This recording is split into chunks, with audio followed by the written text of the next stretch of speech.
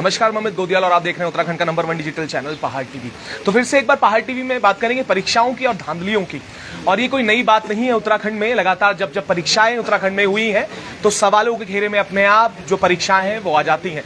ऐसी एक परीक्षा की बात करेंगे जो अभी 2 तारीख को होती है। उसके बाद कई गंभीर आरोप इस पर लगे हैं। वो आरोप क्या है, जिसको लेकर बॉबी पवार और जो लैब टेक्नीशियन की भर्ती हुई थी उसके जो अभ्यर्थी थे वो यहाँ पर पहुंचे हुए हैं। उनसे सीधे बात भी करेंगे और जानेंगे कि जरूर परीक्षाओं में जो धांधली का तरीका बदल गया हो, पर धांधली जरूर हो रही है, ये कहना है अभ्यर्थियों का। तो सीधे चलते हैं, उनसे जान लेते हैं कि इस बार नया तरीका क्या इजाद किया गया है। और आप हास्यास्पद बात ये समझिएगा कि किस तरीके से नए अनोखे तरीके निकाल लिए जाते हैं और किस तरीके से इस बार नया तरीका निकाला गया और क्या वो तरीका था वो भी सुनिएगा। पर जो युवा हैं, जो तैयारी कर रहे हैं कई वर्षों के बाद, जिस तरीके से भर्तियां आती हैं उसके बाद क्या होता है वो भी सुनिएगा उनकी जुबानी। तो हल्द्वानी और तमाम कुमाऊं मंडल या गढ़वाल मंडल की बात करेंगे, तमाम जगहों से वो साथी यहाँ पर पहुंचे हुए हैं। तो सर, पहले तो आपसे पूछना चाहूंगा किस तरीके से धांधली इस बार क्या नया तरीका इजाद किया गया है, क्योंकि सवाल ये है जब परीक्षा आई सवाल उठे, इस बार नया तरीका क्या। सबसे पहले तो पहाड़ टीवी का बहुत बहुत धन्यवाद जो इस बारिश में आप हमारे साथ खड़े हैं। इस बार क्या हुआ, हमारा 2 जुलाई रविवार को हमारा एग्ज़ाम हुआ था लैब टेक्नीशियन का, जो कि चिकित्सा सेवा चयन बोर्ड ने इसको कराया था। जब हमने एग्ज़ाम दिया तो उसमें हमने देखा कि मतलब एक लिंक मिला हमें वेबसाइट का, जिसमें सारे क्वेश्चंस जो थे उस लिंक से जुड़े हुए थे। ऐसा नहीं है कि संयोग हो सकता है कि उसमें 1 या 2 क्वेश्चन किसी भी वेबसाइट से पढ़े आ सकते हैं, उसके लिए हम एग्री करते हैं। हम भी पढ़ते हैं, ऑनलाइन से ही पढ़ते हैं, आजकल ज़माना है। लेकिन आपके 85 क्वेश्चंस एक ही लिंक से हमें उसमें मिले हैं। तो ये एक नया तरीका है धांधली का, जिसमें हम पूर्णतः कह सकते हैं कि धांधली ही हुई है। और ये कितना आसान हो जाता है अगर मैं आपको शेयर कर दूं कि भैया कि ये लिंक है, आप इसको पढ़ के आना कल, और ठीक है कल आपका फिर मतलब आप समझ सकते हैं कि इसमें आपका चयन निश्चित है। और दूसरी बात ये है कि जो एक प्रक्रिया होती है क्वेश्चन पेपर को बनाने की, जो चयन बोर्ड के द्वारा भी बताई गई है हमको, उसमें क्या होता है, जो सिलेबस के 4 सेक्शन या 5 सेक्शन होते हैं, जिसमें हिमेटोलॉजी, पैथोलॉजी, आपका माइक्रोबायोलॉजी, बायोकेमिस्ट्री सब्जेक्टिव क्वेश्चंस होते हैं, जो अलग अलग प्रोफेसर लेवल के उसको चयन करते हैं। ठीक है, अब आप बताइए, जब ये सब चीज़ें दी गई होगी, उन प्रोफेसर को इस चीज़ का पैसा भी मिला होगा, ठीक है, सैलरी मिली होगी, इस चीज़ की कुछ ना कुछ इंसेंटिव बनते ही हैं। तो उनका क्या यही कर्तव्य था कि वो एक वेबसाइट से लिंक डाल के, चाहे वो कोई गाइड हो, अभी ये हमको जवाब दे रहे हैं कि वो एक लैब टेस्ट गाइड है, उसमें हर कोई पढ़ सकता है। ठीक है, गाइड है गाइड, लेकिन गाइडेंस हमेशा छात्रों को चाहिए होती है, किसी प्रोफेसर को मुझे तो नहीं लगता कि गाइड की ज़रूरत होगी, है ना। वो सारा उन्होंने उस गाइड से निकाल के उन प्रोफेसर ने अगर ये वेब पेपर बनाया है तो ये बहुत ही बड़ी निराशाजनक बात है हम उत्तराखंड के युवाओं के लिए। और हम लैब टेक्नीशियन जो 23 सालों से इस नियुक्ति, इस विज्ञप्ति का इंतजार कर रहे थे। ठीक है, मैं सीधे बॉबी पवार क्या होता हूँ कि बड़ा हास्यास्पद। बॉबी पवार जी, इस बार पेपर का खर्चा बचा लिया और इस बार सीधे नेट में ही अपलोड कर दिया, ये बड़ा हास्यास्पद है। तो इस बार लगता है आपको थोड़ा एडवांस टेक्नोलॉजी आ गई है उत्तराखंड में। पहले पेपर आउट होते हैं, उसके बाद अब सीधा नेट पे ही एक लिंक डाल दिया जाता है, और लिंक भी मार्च में डाल दिया जाता है शायद ही।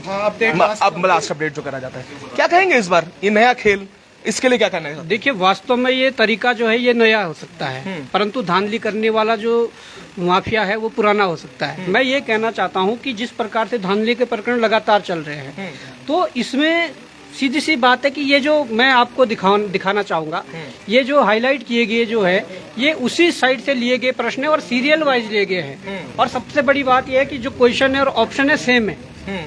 अब इसमें ये कह सकता हूँ कि किसी व्यक्ति विशेष को, चुनिंदा लोगों को फायदा पहुंचाने के लिए ये मेथड अपनाया हो, क्योंकि पहले पेपर लीक होते थे, बीच में ब्लूटूथ से नकल करवाने का प्रकरण भी चला था।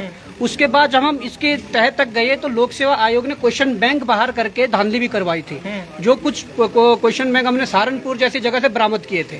तो आज उन्हीं क्वेश्चन बैंक की बात हो रही है। ये भी पूरा अपने आप में क्वेश्चन बैंक है। 4 चैप्टर में से 85 क्वेश्चन अभी तक आ चुके हैं। जो 4 चैप्टरों को देखा है, 4 चैप्टर में कितने क्वेश्चन होंगे? 400, 450, 250, 300 इतने क्वेश्चन होंगे। और 250-300 क्वेश्चन बैंक जो है उसमें से 85 क्वेश्चन आ जाना, वहाँ से कॉपी पेस्ट करना, ये दर्शाता है कि वास्तव में ये तरीका धांधली का नया है और ये पोल खोल रही है उस नकल रोधी कानून की जो प्रदेश सरकार ने देहरादून से लेकर दिल्ली तक जिसकी पोस्टरबाजी की है। जो आज बड़े बड़े मंचों से वो चाहे स्टेट के या कई जिलों में जो जाकर जो हमारे मुख्यमंत्री कहते हैं या बड़े मंचों पर भी कहते हैं, बड़े बड़े नेशनल टीवी पर भी कहते हैं कि हमने नकल माफियाओं पर प्रहार किया है। तो कैसा प्रहार किया है? नकल माफिया 2 कदम आपसे आगे चल रहे हैं। तो समस्या ये है कि ये जो पूरा प्रकरण है इसको लेकर हम आज उत्तराखंड चिकित्सा सेवा चयन बोर्ड पर आए हैं। यहाँ के एग्जाम कंट्रोलर सर मिले, यहाँ के जो सचिव है उनसे मिले हैं। उन्होंने आश्वासन दिया है कि शाम तक ये इस पे संवाद जारी करेंगे कि इस प्रकार की सूचनाएं उनके पास मिली है और उसके उपरांत जब तक इस पर कोई ठोस कार्रवाई नहीं हो जाती है या जब तक चीजें निकलकर सामने नहीं आ जाती, जांच नहीं हो जाती, तब तक ये प्रक्रिया आगे नहीं बढ़ाई जाएगी। हम भी इसी उम्मीद के साथ हैं और इस आयोग की जो कुछ हमारी पुरानी भर्तियां हुई है उनमें भी काफी शिकायतें हमारे पास आई थी और उस आधार पर भी हम उस पर रिसर्च करेंगे और चीजें निकाल कर रखेंगे कि किस प्रकार से जो पहली भर्तियों में भी हुआ था और अभी वर्तमान में चल रहा है वो सारी चीजें निकाल कर इस लड़ाई को आगे बढ़ाएंगे। और बॉबी जी, सवाल है कि नकल विरोधी कानून की बात हो गई, बड़ा सबसे ज्यादा मजबूत नकल विरोधी कानून की बात हुई, तो इतना डर दिखाने के बाद, इतनी पब्लिसिटी करने के बाद भी जो माफिया है, अगर मैं बात करूं नकल माफिया, उनमें कोई डर नजर नहीं आता। वो नए तरीके ईजाद कर लेते हैं। उसके बाद आपने देखा पटवारी परीक्षा को भी आपने देखा, जिस तरीके से जब पीक पर ये पूरा आंदोलन चल रहा था उसके बाद पटवारी परीक्षा लीक हो जाती है और उसके बाद अब ये जिसमें लिंक डाल दिया जाता है। क्या कहेंगे कि क्यों डर नहीं है? आखिर क्या कारण है? एक तरफ तो सरकारें लगातार वादे कर रही हैं, पोस्टरबाजी आपने करी, दिल्ली तक पोस्टरबाजी हुई, हर जगह मजबूत विरोधी कानून, नकल विरोधी कानून की बात हो रही। अब इस पर क्या कहेंगे? देखिए, डर ना होने का सबसे बड़ा कारण है कि सरकार की नीयत साफ नहीं है। नकल रोधी कानून लागू होता है और सबसे पहले उस बच्चे पर नकल रोधी कानून के तहत मुकदमा दर्ज होता है जो एक अभ्यर्थी था, जिसने केवल अपनी शंकाएं व्यक्त की और जो उसके पास प्रूफ था कि उसके पेपर में सील फटी हुई है, उस पर कार्रवाई हुई। तो नकलचियों के और नकल माफियाओं के हौसले निश्चित रूप से बुलंद होंगे और अभ्यर्थी डरेंगे कि हम अपनी आवाज को ना उठाएं। परंतु मैं ये कहना चाहता हूँ, नकल रोधी कानून की अगर बात करी जाए तो नकल रोधी कानून, आपने नकलचियों की लिस्ट अगर देखी होगी, चाहे यूकेएसएससी की हो, यूकेपीएससी की हो, जो नकलचियों की लिस्टें हैं उसमें से जो बड़े बड़े माफिया हैं जो आज भी जेलों के अंदर है, 1 साल होने वाला है, उनके घर के लोगों का जो सिलेक्शन हुआ था पेपर पढ़कर, उनके भाभी का सिलेक्शन हुआ था, भाई का हुआ था, भतीजों का हुआ था, उनके नाम नकलचियों की लिस्टों में नहीं है। बड़े बड़े माफियाओं के घर के जो लोग हैं, तो किसका होगा? तो मतलब संरक्षण सरकार की ओर से मिल रहा है, राजनीतिक शय के कारण उनको बाहर नहीं लाया जा रहा, सामने नहीं लाया जा रहा। तो जब तक ऐसी चीजें चलती रहेंगी, ये नकल माफिया बचते रहेंगे या नकल करने वाले लोग बचते रहेंगे, तो उनका हौसला और बुलंद होते जाएगा। परंतु निश्चित रूप से यदि प्रहार करना है तो अंतिम उस व्यक्ति तक करो, वो चाहे उनका चपरासी से लेकर और ऊपर मुख्य सचिव या मुख्यमंत्री तक अगर कोई मिला है। जिस दिन ये प्रहार हो गया तो मुझे लगता है कि उस दिन थोड़ी सुधार आने की संभावना है। परंतु अगर ऐसा ही चलता रहा जिस प्रकार से चल रहा है, जो नकलचियों की लिस्टों में भी कईयों के ऐसे नाम नहीं है। मैंने तो अभी 2 दिन पहले 3 दिन पहले एक खुलकर अपने फेसबुक वॉल पे एक पोस्ट डाली थी कि कौन वो मंडल महामंत्री है भाजपा के जिनके लिंक मुख्यमंत्री से थे और मुख्यमंत्री से लिंक होने के बाद वो नकल जो माफिया था, नकल जो कराने वाले लोग थे, उनमें शामिल है। तो क्यों उनका खुलासा नहीं हो रहा? हम तो स्पष्ट रूप से कहते हैं आप जांच करिए। आपकी एसआईटी एसटीएफ जांच नहीं कर पाई। आपके एसटीएफ और एसआईटी को हमने बताया था, मुख्यमंत्री के करीबी हैं और सारी चीजें हमने उन्हें दी थी, परंतु कहां पर रोक लग रही है? अगर आप ऐसे लोगों पर कार्रवाई नहीं करेंगे तो ऐसे लोग बचेंगे, उनके हौसले बुलंद होंगे निश्चित रूप से। पर जिस दिन कार्रवाई होगी उस दिन ये स्थिति सुधरेगी और सरकार की जिस दिन नीयत सुधरेगी उस दिन ये स्थिति सुधरेगी। बाकी अभी मैंने ये कह दिया है कि ये चीजें हैं, प्राथमिक स्तर पर अभी हमने यहाँ पर दे दिया है। अब आयोग जो अपना चयन चिकित्सा चयन बोर्ड है, इस पर पूरी तरह से ये जांच करेंगे और उसके उपरांत क्या निकलता है वो हमें बताएंगे। हमने ये भी कहा कि अगर कुछ भी चीजें निकलती है, ये तो प्रूफ हो चुका कि ये संयोग नहीं हो सकता है। ये सीधी सीधी बात है कि अगर 4 चैप्टरों से 85 क्वेश्चन यहाँ पर आए हैं तो ये संयोग नहीं है। दूसरी बात ये कि हमने ये भी बात रखी है कि अगर थोड़ा भी आपकी बोर्ड बैठक के बाद कुछ चीजें निकलती है कि आप कोई सक्षम एजेंसी, जो सक्षम जांच एजेंसी है, उनसे जांच करवानी पड़ेगी और जो इसमें संलिप्त पाया जाएगा उस पर कार्रवाई करनी पड़ेगी। ये लड़ाई है और इससे पहले मैंने आपको अभी भी बोला है और मैं खुद फिर भी कह रहा हूं कि इस चिकित्सा चयन बोर्ड के संबंध में कुछ और जानकारी है, कुछ पूर्व के परीक्षाओं में भी जो हमें मिली थी, उस आधार पर भी अपनी रिसर्च हम बढ़ाएंगे और क्या पता वहां से भी कुछ चीजें निकल कर आए, उस आधार पर कार्रवाई आगे बढ़ेगी। बिल्कुल, तो ये तो सर कहना है, पर कई सीनियर लोग हैं, देखिए ये परीक्षा में लिंक आउट हो जाता है, ये तो अलग अलग आपने देखा भर्ती घोटाले और उसमें क्या चीजें हुई, पर कई सीनियर लोग हैं जो लगातार कई वर्षों से इंतजार कर रहे थे, उनके हौसले कहां टूट जाते हैं ये भी सुनिएगा, क्योंकि कई वर्षों का इंतजार, उसके बाद जब परीक्षा होती है तो उसके बाद एक नया कहानी निकल कर आती है कि लिंक आउट हो जाता है और मार्च के बाद से वो लिंक अपडेट रहता है और 85 क्वेश्चन उससे आ जाते हैं। सर आप तो कई वर्षों से इंतजार कर रहे हैं और आप जैसे कई लोग हैं जो कई वर्षों से काम भी कर रहे थे, इंतजार भी कर रहे थे कि भर्ती आएगी, शायद इस बार मौका मिले, पर उत्तराखंड में ये दस्तूर हो चला कि भर्तियां आई, उसके बाद फिर कैंसिल हुई, उसके बाद फिर एक लंबा इंतजार। क्या कहेंगे, कितने हौसले टूटते हुए नजर आते हैं जब ऐसा होता सर? लगभग ये जो है लैब टेक्नीशियन का जो ये पेपर हुआ है, ये जो है 23 साल बाद हुआ है। उत्तराखंड बनने से पहले कभी भी, उत्तराखंड बनने के बाद कभी भी ये पेपर नहीं हुआ है। तो इसमें जो है बहुत सारे जो अभ्यर्थी थे उनकी बहुत सारे सपने थे कि हम पहली बार एग्ज़ाम दे रहे हैं तो शायद उनका भविष्य आगे बन जाए। पर सर आज जो ये हमने आज जो देखा है, तो इसे देख के लगता नहीं है कि इनके सबके विचारों के सपने टूट गए हैं। इन्होंने एक नया ही तरीका निकाल दिया है पेपर लीक करने का। शायद मेरे ख्याल से इंडिया में तो अभी तक मैंने सुना नहीं था कि आपको एक लिंक बता दिया जाएगा और आप उसको खोलेंगे और जिसकी भी सेटिंग होगी उसको वो वहाँ से अपना जो है क्लियर कर लेगा। तो सर बहुत निराशा वाली बात है हम सब लोगों के बीच में। तो बिल्कुल, कितने अब क्या मतलब ये सवाल यही है, अब क्या है? हमने लगातार ये बात कही है, बॉबी पमार जब लगातार ये आंदोलन कर रहे थे, सवाल ये था कि परीक्षाओं के जो जितनी परीक्षाएं हुई उससे घोटालों से पर्दा तो हटा, पर आगे आने वाली परीक्षाओं में गारंटी क्या होगी, सवाल यही है। क्योंकि बीपीडीओ वीडियो का मामला हो चाहे अन्य परीक्षा, पटवारी परीक्षा का मामला, अब क्या गारंटी होती है, क्या सोचते हैं इस बारे में? सर हमारा जो है अभी बॉबी भाई साहब ने भी बताया हम लोगों को, तो जो उत्तराखंड का नवयुवक है उसका अब बिल्कुल भी उत्तरांचल या ये उत्तराखंड चयन बोर्ड पे विश्वास नहीं है। उनके सबके सपने टूट चुके हैं। वो लोग कोई भी एग्जाम देने से पहले यही सोचते हैं कि इसमें सेटिंग हो रखी है या धांधलेबाजी हो रखी है, मेरा तो होगा ही नहीं, वो पहले ही निराश हो जाता है।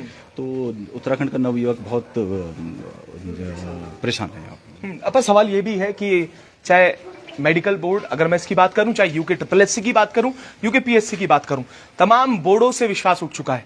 अब परीक्षाएं कराए तो कराए कौन और किस ढंग से कराएगा वो नहीं मालूम। मयंक राणा जी, थोड़ा सा आप भी आइएगा, अभी राणा साहब हमारे साथ पदाधिकारी भी हैं इस पूरे उसके। राणा साहब, सवाल यही है, मेडिकल बोर्ड से विश्वास उठ चला, यूके SSSC से विश्वास उठ चला, यूके PSC से विश्वास उठ चला, अब कौन सी एजेंसी ली जाए या तो फॉरेन से मंगाई जाए जिससे विश्वास हो? सवाल यही है। अब उत्तराखंड में शायद विश्वास लायक कोई एजेंसीज नहीं बची, कोई बोर्ड नहीं बचा, क्योंकि देखा अगर यूके PSC ने भी पेपर कराया अगले दिन लीक हो जाता है, क्योंकि SSSC ने कराया वो तो लंबी लड़ाई बॉबी पमार के द्वारा आपने देखी ही होगी। अब आप बताएं क्या कहेंगे? सबसे पहले तो पहाड़ टीवी का धन्यवाद, आप लोग हमेशा हमारे साथ जुड़े रहे जनहित से जुड़े मुद्दों पर, और बॉबी पमार भाई का भी धन्यवाद कि उन्होंने हमारी आवाज़ बनने का प्रयास किया। सर मैं इतना ही कहना चाहूँगा कि हमारे साथ तो ये पहली बार ही हो रहा है, क्योंकि 23 सालों में राज्य बनने के बाद पहली बार ही एग्ज़ाम हो रहा है और बहुत सारी आशाएं सपने लेकर युवा जो है इस परीक्षा को दे रहे थे। उसी दिन शाम को जो है एक लिंक लोगों को मिलता है और उस लिंक में जो है लगभग 85 से 90% क्वेश्चन। ये लिंक मिला किसे था? ये लिंक कई लड़कों को ये लगा कि परीक्षा के दौरान जो है उन्होंने ये क्वेश्चन शायद कहीं देखे हैं, फिर उन्होंने गूगल पर उसे सर्च किया, MCQs करके उन्होंने जब लैब टेक्नीशियन MCQ डाला तो उसमें सर्च किया तो पाया कि उसमें से लगभग जो है 80-85 क्वेश्चन जो है मिल रहे हैं। तो मतलब ये अपने आप में एक गंभीर जांच का विषय है। वैसे हम यहाँ पर अभी आए थे आयोग में, तो हमें आश्वासन मिला है इनकी तरफ से कि एक बोर्ड का गठन किया जाएगा और उसमें जो भी ये कार्रवाई करेंगे उसके बारे में हमें भी अपडेट किया जाएगा। सवाल यही है कि बोर्ड तो बनाए इसलिए जाते हैं, बॉबी जी मैं आपसे आखिरी सवाल इससे वाइंड अप करेंगे, बोर्ड इसलिए बनाए जाते हैं कि परीक्षाएं करा सकें, ये तमाम चीज़ें करा सकें, चाहे यूके SSSC की चाहिए। अगर इन परीक्षाएं ही नहीं हो पाती हैं और सही तरीके से जो तरीके हैं आप तो क्या कहेंगे कि क्या फायदा इन बोर्ड का? ये तो समाप्त कर देना चाहिए, जिनसे यहाँ पेपर ही नहीं होने चाहिए। सीधे तौर पर एक रेट, जैसे आप बोलते हैं कि एक लिस्ट लगा देनी चाहिए JEE, AE और वीडियो की एक रेट लिस्ट, और उसमें बता देना चाहिए इतने लाख रुपए देके आप ये बन सकते हैं। क्या फायदा इन एग्जाम्स कराने का, इस पेपर कराने का? देखिए मैं ये कहना चाहूँगा कि हमारे पहाड़ों के जंगल में भी बाघ रहते हैं, ठीक है, वो बाघ कभी आम लोगों पर हमला नहीं करते थे आज तक, परंतु जो कुछ नरबख्शी होते हैं, जो इंसान का खून जिनके मुंह पर लग जाता है तो वो नरबख्शी बन जाते हैं। तो ऐसे ही आपने कहा कि चैन बोर्ड बहुत सारे हैं, तो चैन बोर्डों के मुंह पर वो खून लगा हुआ था, उनको आसानी से बिना इन्वेस्ट किए हुए यहाँ पर ये देख सकते हैं कि पैसा मिल रहा था। ये एक ऐसी प्रक्रिया है, ये एक ऐसा इन्वेस्टमेंट है, यहाँ पर बिना इन्वेस्ट किए आपको करोड़ों रुपए मिल सकता है, क्योंकि जो साबित हुआ है यूकेएसएससी में, यूकेपीएससी में, क्योंकि ये कोई ऐसा ठेका तो नहीं है कि इन्वेस्ट करोगे अब तो रिजॉर्ट का खर्चा भी हट गया है। फिर कमाओगे। तो मैं वो कह रहा हूँ कि जब ये बिना इन्वेस्ट किए इतनी बड़ी रकम आनी है और आपने जो आपके जो लचर कानून थे उसमें कार्रवाई 1 साल 2 साल की जेल की है, 3 साल की है, तो जो 10 करोड़ कमा लेगा एक परीक्षा से, वो तो 3 साल रहने के लिए क्या जेल में कोई ऐसी कमी थोड़ी होती है। जेल में तो आपको खाना पीना मिलता है, रहना मिलता है, क्या दिक्कत है। अगर 10 करोड़ कमाकर कोई 3 साल जेल में रहकर भी आएगा तो 3 साल बाद वो 10 करोड़ अपनी जिंदगी भर खाएगा। तो ये जो लचर कानून है ये थोड़ा स्ट्रांग बनाने पड़ेंगे। और इस प्रकार के जो लोग हैं जिन्होंने इसको एक बिजनेस बना लिया था, पेशा बना लिया था, पेपर बेचकर कमाई करना, तो वो जब तक, वैसे लोग जब तक अभी भी हैं या इन लोगों पर जब तक सब पर कार्रवाई नहीं हुई तो तब तक ये चलते रहेंगी चीज़ें। और हाँ, अगर ईमानदार लोग बोर्डों में रहते हैं, आयोगों में अगर भेजे जाते हैं तो निश्चित रूप से ये सुधार आना संभव है और ये सुधार आएगा। परंतु इसके लिए पहले सरकार की नीयत पे मैं बार बार बात करता हूँ, वो साफ होनी चाहिए और अच्छे ईमानदार व्यक्तियों को ऐसी जगह भेजें जहाँ पर हजारों लाखों युवाओं का जो भविष्य निर्धारित होता है। तो ये सारी चीजें हैं। अब लड़ाई आगे की है कि ये इस पर अगर विचार विमर्श नहीं किया गया, इस पर कार्रवाई नहीं की तो आगे की फिर लड़ाई लड़ी जाएगी। अभी हम सिर्फ हमें आश्वासन मिला है और हमें उम्मीद है कि जो चिकित्सा चयन बोर्ड है वो इस पर कार्रवाई करेगा। कार्रवाई अगर नहीं होती है तो फिर वो इनके जो कार्य प्रणाली है उस पर भी प्रश्न चिन्ह खड़े होंगे, इनके नियत पर भी प्रश्न चिन्ह खड़े होंगे और साथ में जो सरकार बड़े बड़े वादे कर रही है उनकी नियत पर भी प्रश्न चिन्ह खड़े होंगे। तो आज की ये कार्रवाई है, इसके बाद हम देखते हैं कुछ दिनों का वेट करके क्या होता है, क्या इस पर निष्कर्ष निकलता है, उसके बाद ही कुछ आगे कह पाएंगे और कहना भी उचित रहेगा। अच्छा बाबू जी, लास्ट प्रश्न है। देखिए, आपने कह दिया कि मान लेते हैं कि त्रुटियां पकड़ी जाती हैं, ये भी मान लिया जाता है कि पेपर में ये लिंक अपलोड कर दिया गया था, पर जो ये तमाम लोग हैं इनका जो मानसिक उत्पीड़न हुआ, इकोनॉमिकल उत्पीड़न हुआ, उसका जिम्मेदार आखिर कौन है? सवाल यहाँ आके रुक जाता है। चाहे यूपी का मामला हो, जो कई किलोमीटर दूर से आते हैं, जो कुमाऊं से आते हैं, दूरस्थ क्षेत्रों से आते हैं, आखिर उनकी क्या गलती? वो तो तैयारी कर रहे थे, तो क्या कहेंगे इस पर? क्या कौन है जिम्मेदार आखिर? देखिए, जिम्मेदार पूरा सिस्टम है, पूरा सिस्टम जिम्मेदार है। वो चाहे पूरे हमारे शासन स्तर के हो, प्रशासन स्तर के हो, या जब से ये चीजें चल रही है, वो कोई सी भी सरकार रही हो, कांग्रेस की रही हो, भाजपा की रही हो, जब जब ऐसी चीजें हुई है, जब जब ऐसी घटनाएं हुई है, हर एक वो सरकार, हर एक वो सिस्टम में बैठा हुआ व्यक्ति इसका जिम्मेदार है। और आज अगर हम भी आवाज नहीं उठाएंगे या हम जैसे लोग, ये अभ्यर्थी अगर इनके साथ गलत हुआ ये भी आवाज नहीं उठाएंगे तो ये भी इसके जिम्मेदार है। मैं जिम्मेदार इसलिए मानता हूँ कि भाई जब आपके साथ गलत हुआ तो आपने क्या किया? उसके विरोध में आपने अपने स्वर ऊंचे किए? नहीं। अगर करे, और लंबे समय से देख रहा हूँ कि हाँ, जब से थोड़ी बहुत हम लोगों ने आवाजें उठाई तो लोग बोलना शुरू हुए हैं। लोगों को लगा कि अब कुछ न्याय की उम्मीद लोग कर रहे हैं, तो लोग जब बोलना शुरू कर रहे हैं तो मामले निकल कर आ रहे हैं। तो जिम्मेदारी तो पूरे सिस्टम की है और पूरे हमारे समाज की अगर चुप रहेगा, परंतु अगर समाज बोलेगा तो निश्चित रूप से ये स्थितियां सुधरेंगी। भले ही टाइम लगे, 2 वर्ष लगे, 4 वर्ष लगे, 10 वर्ष लगे, 15 वर्ष लगे, परंतु समय के साथ अगर समाज ने बोलना शुरू कर दिया, सही को सही और गलत को गलत बोलना शुरू कर दिया, तो मुझे लगता है कि एक समय आएगा कि जब ये स्थितियां सुधरेंगी और एक जिस देवभूमि की उत्कृष्ट राज्य की हम परिकल्पना कर रहे हैं वो हमें मिल पाएगा। ये एक लंबे लड़ाई का नतीजा होगा। बिल्कुल, और ये समय कब आएगा वो भी देखने वाली बात है, पर यहाँ जरूर है कि नए तरीके ईजाद कर लिए गए हैं। और बड़ा ये जो तमाम प्रकरण चल रहे हैं, इसको लेकर एक बात जो मेरे मन में हमेशा रहती है कि जो हुकूमत आवाम पर कुछ इस तरीके से एहसान कर देती है, पहले तो आंखें छीन लेती है, फिर चश्मे दान करती है। ये बड़ा सवाल है कि जो आंखें लेने के बाद चश्मे दान करने का जो प्रोसीजर चल रहा है, आखिर कब तक चलता रहेगा? हम भी निगाह बनाए हुए हैं, ये जो सिलेक्शन बोर्ड है आखिर कब कुंभकर्ण की नींद से जागेंगे और कब सही तरीके से, ट्रांसपेरेंट तरीके से परीक्षाएं हो पाएंगी। हम भी लगातार इस पर अपडेट आपको करते रहेंगे। तब तक ले जुड़े रहिएगा और देखते रहिएगा पहाड़ टीवी।